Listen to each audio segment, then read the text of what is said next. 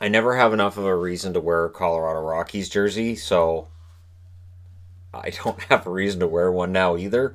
But I wanted to wear my Colorado Rockies jersey, so here we are. And it is a sad day. It is with a heavy heart that I tell you that Tobias Reader is on waivers from the Calgary Flames. He got a job. He got a goal. What more do they want from him? Um, so if Edmonton wants him back, now's the time. I don't think he gets taken. I didn't think Lucas Spiza would either. So who knows? Maybe somebody somewhere is going to look at that and go, "Hey, maybe Ottawa looks and goes, hey, we could use more forwards. Sure, we'll bring him in." So we'll see if he clears. I'm thinking he clears, but again, it's been weird when it comes to waivers this year. If you're looking for an update on Josh Hosang, don't ask Lou Lamoriello for one. He'll give you no update as your update, which I think is kind of an update. Look, he's been sitting for a month now. He has been sitting for a month waiting for a trade. And I don't see it happening anytime soon. I don't know. I guess we could have a Hosang watch. Number of days he hasn't been traded. We could start that from when it came out that he requested a trade till now. But the longer that he goes without playing in any kind of a hockey game, the worse it's going to be for him. I don't know. Does this mean that wherever he is, he's thinking, I'd love to go to Bridgeport and play? Does he call Lou and go, look, just can I go to Bridgeport and I'll play? I won't cause any trouble. So yeah, that situation just keeps getting more bizarre. Devante Smith-Pelle has signed with Conlan Red Star in the KHL.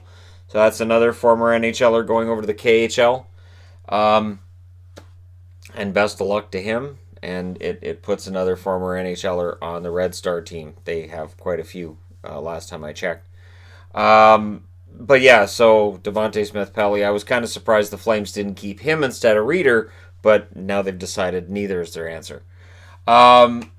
One question I have when it comes to the Oilers, and I look at all these Oilers discussions and things going on, coming out of their loss against Florida, and the only thing I can think is, to me, McDavid and Draisaitl might be playing too much, and they'll play all the time, but I get the feeling they're playing too much, and eventually they're going to be a little bit gassed, which might explain why they went a couple games without a point. I think they're playing too much. And the biggest issue is there isn't enough behind them that you can rest them a whole lot. So there isn't enough depth behind them when it comes to the scoring side of things to say, all right, so we're going to sit them out. Okay, you guys are up. I know people love Ryan Nugent-Hopkins. I do too.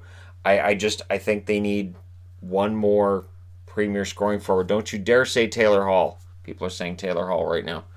But yeah, they do need that. They need that depth because otherwise you're running McDavid and Draisaitl into the ground. Yeah, they might score you 130 points and you might still miss the playoffs if you have nothing else behind that. So it's going to be interesting to watch from here and see if the Oilers do manage their ice time. Because again, as electrifying as McDavid was those first few weeks, he does look like he's worn down a little bit. So he's still the best player on the ice, but some of those dynamic moves the first couple of weeks, yeah, again, I think he's being played a little bit too much. Today we're going to hear what happens to Adam Lowry coming out of that Winnipeg Calgary game. The boarding call, he gets the hearing for the hit on Shillington. I still can't believe that was a 2-minute minor.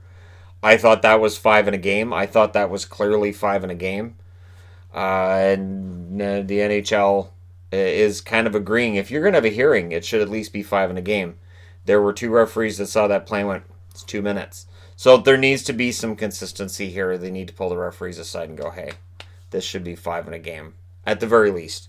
Even if they decide they're not going to suspend him and it's just a warning, they at least should sit down with the referees if they haven't already and said, hey, that should be, you're out of the game. Kind of stuff. That's the kind of boarding we're trying to get out of the game.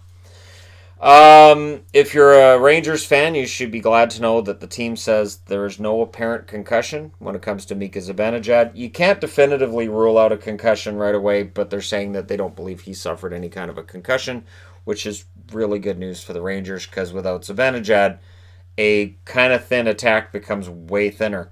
So it looks like he's going to be day to day. We'll see how long he's out. Columbus will be short a couple of players. Murray broke his hand. He's out 3 to 4 weeks with a broken hand.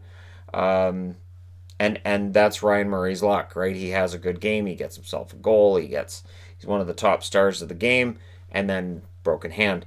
Alexander Texier is out 2 to 4 weeks with a knee injury. So Texier, one of the solid young players in Columbus.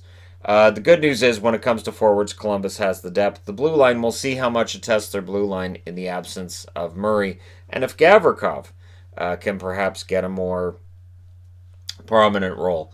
Gavrikov, coming out of last year's playoffs, he was very good in the playoffs in 2019. And now, we'll see if maybe this injury gets him a chance to play that role in the regular season, and maybe he excels in it.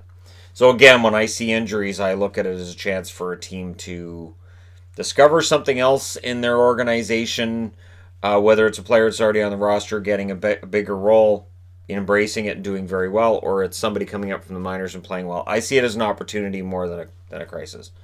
3 stars of the week. Brad Marchand was your first star of the week. In 3 games, he scored 3 goals, 5 assists for 8 points. He's playing very well right now. Roman Josi, 3 games played, 2 goals, 4 assists, 6 points. He's been excellent this season, so for people who didn't like that I had him rated as one of the top defensemen in the NHL when I did that list this summer, he's not going down. He is still one of the best defensemen in the NHL in my eyes. Brian Elliot, 3 wins for him in 4 appearances this week. 2.02 goals against average, 933 save percentage. He is the 3rd star of the week. And, of course, it is very telling that Elliott's your 3rd star of the week, and we're talking about whether or not Carter Hart sticks around. So, yeah, for Philly, they have a decision to make pretty quick here what they're going to do. I think Elliott's just going to be the starter, and the backup position could very well fall to Hart, or they may stick him in the American League and bring somebody else in. Malkin at practice with the Pittsburgh Penguins today in a non-contact jersey. So he's not imminent return, but at least he's on the ice, and that's good news if you're a Penguins fan. So the Penguins should have Malkin back. You've got to think it probably at least a week, maybe 2 weeks, but at least there's a return on the horizon. And of course, last but not least, I want to talk about Montreal's Cole Caulfield. He's off to an amazing start with Wisconsin. He's got 7 goals in 6 games. If you're a Habs fan, and if you're a recent subscriber, I have talked about Caulfield. I've talked him up over the summer.